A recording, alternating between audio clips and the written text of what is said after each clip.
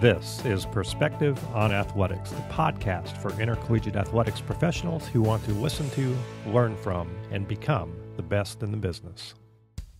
I'm Mark Majeski. Thanks for joining me on Perspective on Athletics. Today's guest is Ryan Ivey. He is the Director of Athletics at Texas A&M Commerce University, a Division II institution. Ryan talks about what Division II really means and why it's important, and he also has some great insights into leadership and what makes a good leader today in intercollegiate athletics. So sit back and enjoy Ryan Ivey on Perspective on Athletics. Hey, Ryan, I really appreciate you taking time out and joining me for sharing your perspective on athletics today. I appreciate it, Mark, and certainly I'm glad to be here with you. You are at the Division II level down there at Texas A&M Commerce, and, you know, Division II over the last maybe 10 years or so seems to really have been blossoming, for lack of better terms. And I'm just curious, your thoughts on Division II. That's where you are currently as a Director of Athletics, but I know you have a Division I background. But talk about Division II. What's going on in Division II, and why has there been such a migration to that level? Well, I think Division II is really unique in its approach. I mean, you talk about the partial scholarship model. You know, we're able to really attract quality student athletes. I think you see a quality level of athleticism within all of our sports. I think when you're looking at the opportunity, you know, it's just a unique aspect in the fact that it talks about life and the balance. You know, we talk about balancing, you know, athletics, academics, and social endeavors for all of our student athletes and our coaches and staff as well. So it takes a unique approach. You know, it's president led. Our presidents are really engaged in our process. They're really looking at ways to make sure that we are building quality, well-rounded students and young people so that we can prepare them to become successful people later on in life. And I think it's a very, again, a very unique concept. I think, you know, it's not at this level. It's not about generating multi-millions of dollars through revenue, you know, generation tactics and things, through TV contracts and those type of things. It's really a very unique approach to, and it's a grassroots approach, to be honest with you. It's looking at it from the bottom and taking an opportunity to make sure that we are providing opportunities for quality people. And again, if you look at, you know, a lot of the institutions within Division II, a lot of regional type institutions in themselves, you know, some land grant institutions. We've got some private institutions, a very diverse mix of quality institutions. I think we go across the country from coast to coast and top to bottom with the diversity that we have within Division II. And I think that's attracted to a lot of student athletes. I think most of our campuses in general are smaller in nature, and so it's really attractive to students who want that intimate environment, if you will.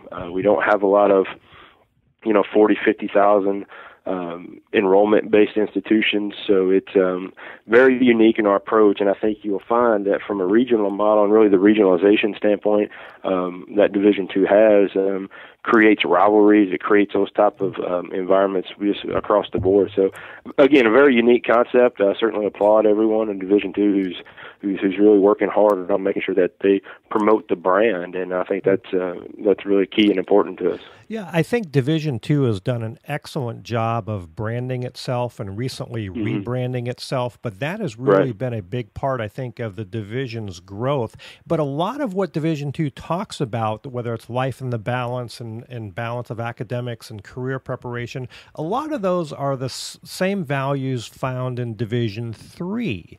And a lot of institutions believe, and in a lot of ways, Division II is very similar to Division III, with the exception of the scholarship model, the partial scholarship model. How important is that, and why is that important? Well, I think the partial scholarship model is extremely important. Again, I think it provides opportunities for first-generation college students, you know, those students who don't have the funds necessary maybe to go to go to college. And again, athletics is their vehicle to get an education, and really to change the course of their family history forever. And here at A&M Commerce, we have several first-generation college students, and we talk about that a lot within our staff and our coaches about, we're changing lives. And again, the scholarship aspect of it allows you to reach some people to change more lives, whereas, if you're trying to hodgepodge maybe academic scholarships, or you've got folks that are kind of well off from that standpoint, who can pay for their son or daughter to go to college, they don't worry about it from that standpoint as well. And then so I think it's a very unique opportunity. Again, I think it creates opportunities to reach quite a bit of people, but yet it also provides the balance between the academic part of it, because most student athletes at a Division II level don't have full scholarships. And so you're looking at a student athlete who understands what it's like to get a $1,500 a year scholarship and then have to get some academic scholarship, or have to use, some need-based aid, or have to get a job and those type of things. And it's just a very well-rounded student athlete. Sure. In Division I, we hear an awful lot about the spending that goes on with athletics, and certainly even in Division II, there is athletics expenditures, and a big portion of that usually is for scholarships. On your campus, is there much friction with either the academic or other parts of the campus that question why you're spending so much on athletics? Sure. No, I don't think so. I think our campus specifically, we're very much integrated within the campus. I think our faculty, our staff, our university administration do a great job of making sure, and we have done a good job from an athletic standpoint as well, of making sure that we are integrated with campus, and making sure that our student athletes are part of Greek life, that our student athletes have leadership positions within our campus organizations, that we're part of campus in itself, and that's something that we certainly take pride in. I think our campus understands the value of athletics, and I think again, you're always going to have some folks that don't understand it, and they're just never going to understand it, and that's okay. But athletics brings a tremendous amount of value to an institution. Again, we talk about in athletics a lot that we are the front porch of the institution, but at the end of the day, there's a whole house behind that porch, and it's our job from an athletic standpoint to be able to shed light, on that house to maybe a group of students or a group of individuals that may not be able to see our house. And that's really important to us. And again, I certainly want us to be integrated within the mission of the institution. I think athletics can be a huge asset to any institution, but you have to make sure that everyone's on the same page. I think the front porch concept is widely talked about and understood, and it adds really curb appeal, maybe, if you want to keep the real estate metaphor going a little bit. So certainly athletics has the opportunity to attract people, but what if an athletic program is not successful at all? Does it do the same justice? Well, I think it can. I think it can in certain ways, but I think it can also do some harm. I just take, for example, A&M Commerce. When I first got here, we had not been very successful, within the most recent history, and really over the course of about 15 years. The last 15 years, we just hadn't been that successful. And the problem is, especially from a regional institution standpoint, is when your athletics teams aren't successful, you start to become irrelevant. And when you start to become irrelevant, then you start to lose applications. Things go down. Your institution doesn't have a lot to promote on that side of it. Again, athletics is an easy vehicle to reach alumni, to reach potential students, to reach exposure and awareness and goals and those type of things. And if athletics teams and athletic departments aren't being successful, then that's just another element that really you can't drive and promote. And so I think what we've seen here is, we've been fortunate over the last couple years, 2.5 years, where we've had some success from an athletic standpoint. We won 6 conference championships last year, and as a result, not a direct result from it, but as a part of a result, our applications are at an all-time high here. And I think, our enrollment's growing and those type of things. We've become relevant again within the region, within the media, from our standpoint. People know who we are. Our branding has increased. People are wearing our gear. They're wearing our shirts. They're wearing our hats. They're wearing, things, and they're they're proud to be a Lion, and that's something I think that when you have that, it goes back to that grassroots mentality and metaphor that athletics can do so much for you, both good and bad. And so you have to make sure that we're maximizing the good when we can. Right.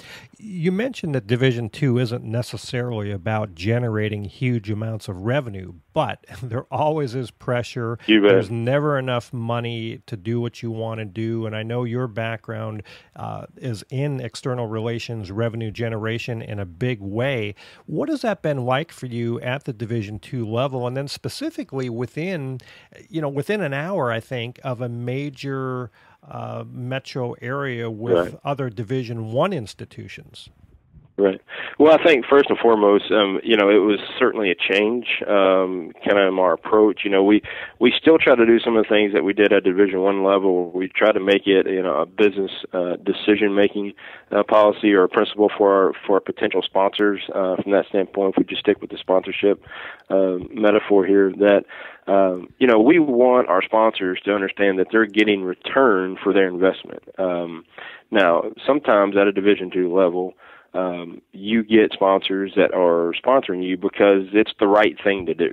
It's kind of that philanthropic mentality, and so you kind of have to change your approach. I think, however, revenue generation in itself, especially when you're dealing with sponsorships, when you're dealing with fundraising, private fundraising, when you're dealing with ticket sales, it's all about building quality and functional relationships with those folks. And I think that doesn't change no matter what level you are. Again, I think you have the same issues from a revenue generation standpoint as you do at Division II as you do at Division I. It's just at Division I level, they just have more zeros on the end of their revenue generation totals that they have. And so you take some of the same approach, really try to implement some of the same things. You just do it at a much smaller scale from that standpoint. And again, I think in addition to that, you have to be creative. As I've told folks here, people want to give, they want to be a part of us, but we have to give them avenues and reasons to give as well. And so we have to continuously be creating avenues and ways for them to give, and really listening and have quality conversations about what it is that folks want to do. And so it's different. It's certainly unique. It takes a little bit more time, a little bit more effort. Again, I think we celebrate the $1,000 gifts and the $100 gifts a lot more than maybe some of our larger brethren do, but that's part of it. Again, I mean, every gift for us is very significant in the fact that it helps us reach our goals. Sure. And is there enough revenue out there, even with the bigger schools in your market, like an SMU or a TCU? Is there enough still out there? Yeah, I mean, there is. Again, I think you have to be very very strategic in your approach from that standpoint. You're not going to go against those guys, and you're not going to be able to get the mass quantities that the SMUs, the Texas, the A&Ms of the world, and really in our part of the state, Oklahoma as well, Oklahoma State, we're close enough to the Texas-Oklahoma line that we get a lot of Sooners and Cowboys and those folks around in our area. And so we're constantly competing against those guys to the point of, again, we're trying, whereas they're asking for maybe $5-10 million, we're probably asking for $500,000 or $1 million. And again, the scale is just a little bit smaller. We have to work just as hard and sometimes even harder, to be honest with you, because these type of gifts that maybe some of these larger institutions get, those gifts, a $500,000 to $1 million gift to A&M Commerce is a transformational gift, whereas a $500,000 to $1 million gift at Texas or A&M, while important and it still does a lot of good for them, it's not as substantial as it is here. And so that's really what our approach is, that when we go after someone, you're making a huge impact in the lives of young people here, and maybe your gift at the same size gift is not going to make that much of an impact at a much larger school. So we try to take that approach, and so far it's worked out. Good. So you're coming up on about your 3-year anniversary since you stepped into the AD role at A&M Commerce. What was that transition like for you, and were you really ready, or did you think you were ready? Well, I can tell you that I thought I was ready, but as I tell every other person who's never been an AD or a head coach, you have no idea what that's like until you sit in that chair. And I think, I joke with Tommy, or my AD that was at McNeese, a lot, and he told me this before I took it, that while you've done, while I did a lot and really had a lot of hands-on experience when I was at McNeese, nothing is going to prepare me for being an AD other than being an AD. And I think when you're in the chair and you're having, when the buck stops with you when it comes to decision making, it's just a different approach. Whereas I used to go in and give Tommy my opinion when I was an associate AD with him, and here's what I would do, and this is why I would do it. I would leave and start working on something else.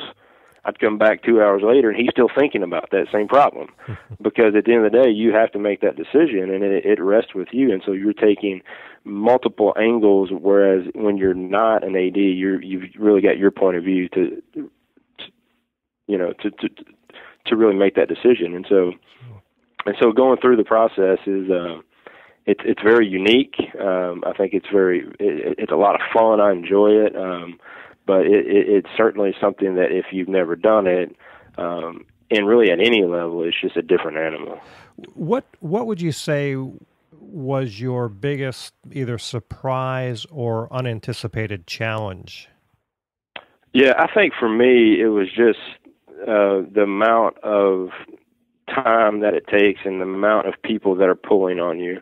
I think when you're an AD, and especially at a smaller school, and it's probably that way at any level, but at a smaller school where maybe your staff isn't as big, you've got multiple people pulling on you from multiple different angles. And, I thought I had a good grasp of time management before I took this job, but I'm not sure that I really did, to be honest with you. And I kind of learned that over the first, 6 months or so, that I had to do a much better job of time management from that standpoint. And, just being able to appropriately, listen to folks when they have issues and be able to give them the time that they need to help them work through the situation, that, whether it's a ticketing solution system, or whether it's a student-athlete problem, whether it's a corporate sponsor problem, whether it's a donor problem, whatever it may be, just being able to give the appropriate time necessary. And I think that was my biggest, eye-opening experience for me. Sure. One of the issues, I think, for any athletic director is coming up with your vision and then conveying that vision and getting other people behind that. And I'm curious how you approach that. Your background is Division I as a student athlete, and your Correct. professional experience before coming to Commerce. I'm curious if you brought any of that with you, or how that plays into setting your vision. But then how have you gone about transforming Commerce? Because you did mention that historically they hadn't had a lot of success, Right. but that has certainly changed. Yeah, I think the first and foremost, again, I told somebody the other day, while facilities are important and budget and money and those things are important, it's nowhere near as important as getting the right people in place. And I've been fortunate enough where, since my time here, we've been able to hire some really good people. We've hired some great people, some great administrators, some great coaches who have done a fantastic job. And really, it's going through that process. I think that is the most important thing that an athletic director does, is hire people. And so when we go through that process, I really look for people who are like-minded, who want to work hard, who want to do great things, who want to, people who have the passion about making a difference in the lives of young people, and those who can buy into the vision of this is what we're going to do. And I think when we came here and when we set our goals and we set our vision, one of the first things I did was have a series of town hall meetings. And I had a series of about 9 questions, and I went to about 11 or 12 different spots and asked these questions. And I would ask the questions, and really I would just shut up and listen. And I had our administrative assistant come with me, and she recorded every answer, every comment, every concern, whatever, and then I personally responded to every one of them later on. And I think once we got finished with that process, again, we involved a a huge number of constituent groups, whether it was donors, alums, sponsors, students, student athletes, coaches, staff. We had a whole host of constituent groups that we approached. And then we took that information and adopted our 5-year We Are Lions strategic plan. And I think once we announced that plan and people saw what was in it, there was a lot of things that people talked about within those town hall meetings that we implemented in our plan or put in our plan.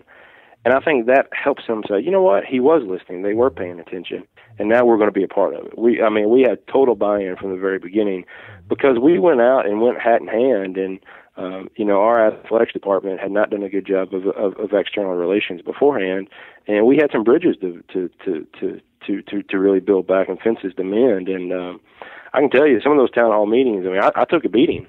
And, at the end of the day, I didn't do it, though. It wasn't my problem. It wasn't my fault that these things were happening, but it was my responsibility to fix the problem. And that's what I told these folks, and we've certainly done that.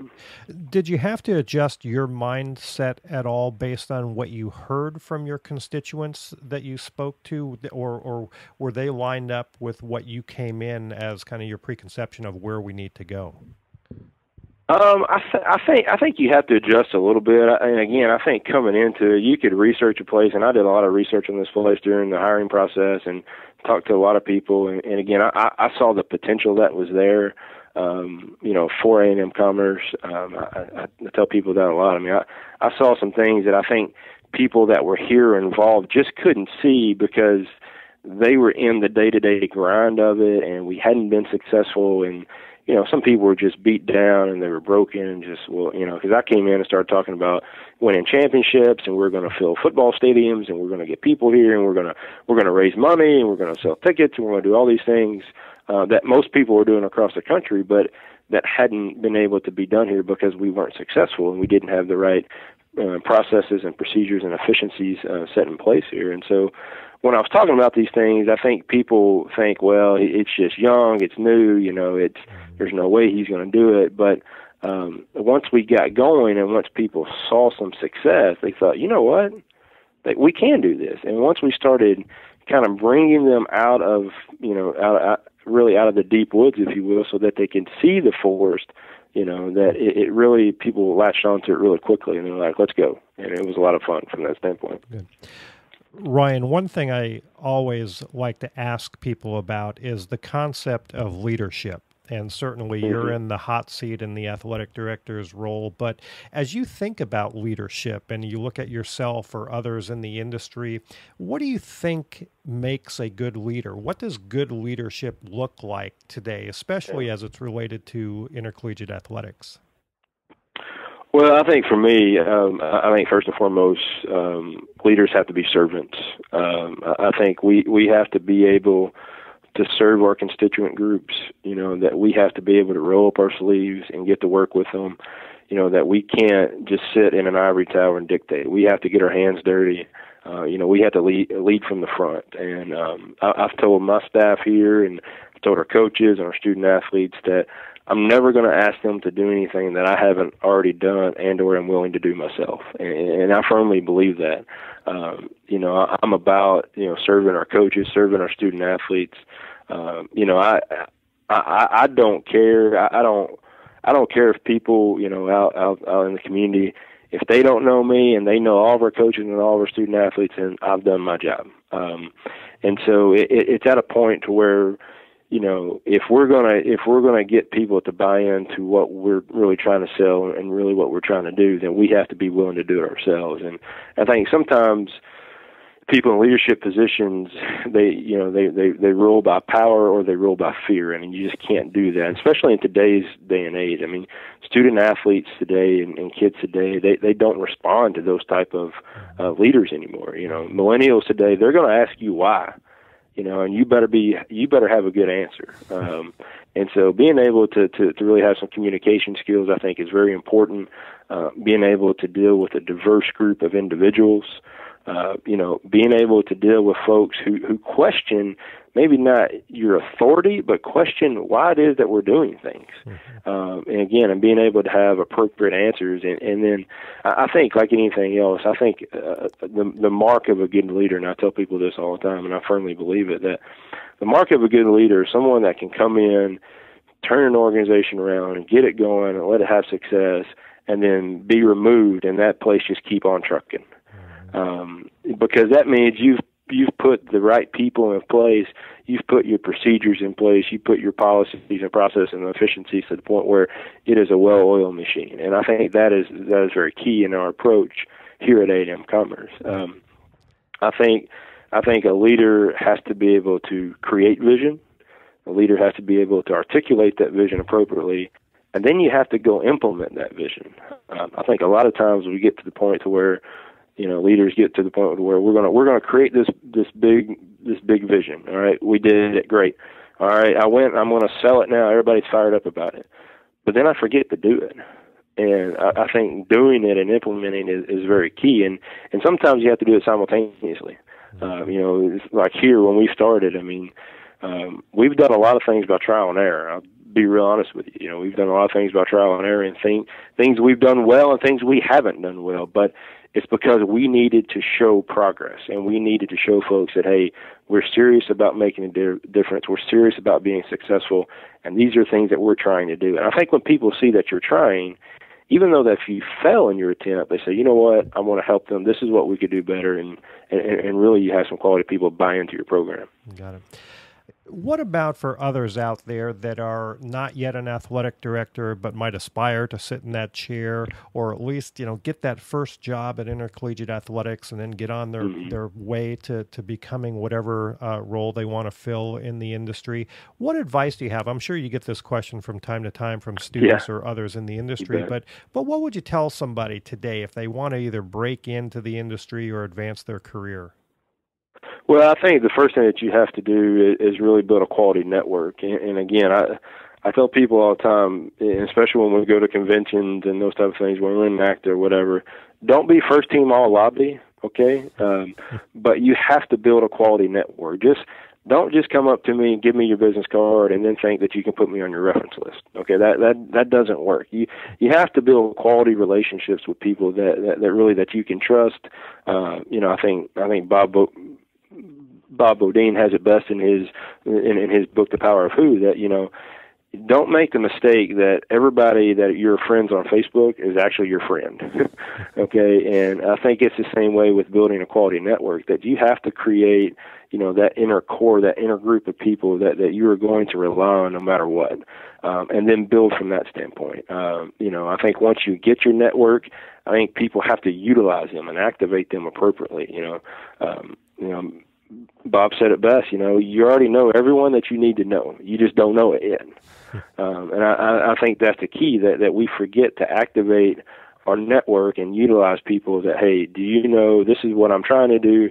I'm going to talk to my inner core people, my folks that I really trust. Do you know someone there? Oh, yeah, I know someone. Or, again, and you be able to have that and really make that connection. I know folks talk a lot about 6 degrees of separation, but really in athletics, it's about 3 degrees of separation, to be honest with you. And so I think once you do that, you establish that quality network and then you activate it appropriately, you'll be able to move efficiently. I think for those folks who haven't gotten in the business, I think the first thing and what you have to do is you have to volunteer. You have to get involved somehow, some way. None of us are going to get rich in this business. There's only a few of us that are going to make multi-million dollars, and I'm not one of them. And, it's the opportunity for folks to get involved, whether from volunteering to being a part of mentorship to being part of internships, get involved however and as often as you can. Because I think in our business, while education is very important, again, there's nothing like having an advanced degree, and there's nothing like having those type of things from an education standpoint that sets you apart from other people. Nothing can prepare you like experience. And I think if people young people today have to get involved. They have to be able to be ticket sellers, to be ushers, to be, game day assistants, those type of things. Get your hands dirty and get involved, because once you do that, you're gonna get into that circle and then start to build that quality network. Well, Ryan, we've come to the end of our time, but I want to thank you again for joining me here for Perspective on Athletics. You bet, Mark. I certainly appreciate the opportunity. Great. Well, Ryan Ivey, Texas A&M Commerce.